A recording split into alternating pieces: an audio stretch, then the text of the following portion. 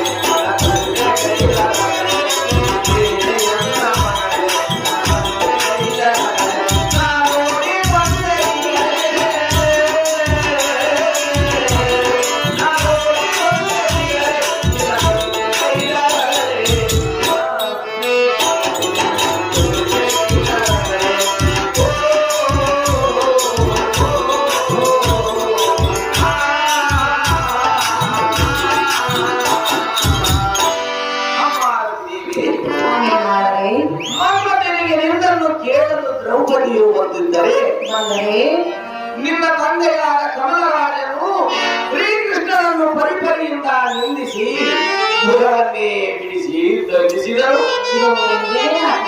ಮಳೆಯಲ್ಲಿದ್ದೀವಿ. ಅದೇ ಸಮಯಕ್ಕೆ ನಾವು ಹೋಗಲಾಗಿ ವೀರಪ್ಪನ ಸಿಟ್ಟು ಬಂದು ವೀರಪ್ಪನ ಮೇಲೆ ಆಗಿದಂತೆ ಆ ದ್ರೌಪದಿ ಅಮ್ಮನವರ ಸಿಟ್ಟು ತಂದು ನಮ್ಮ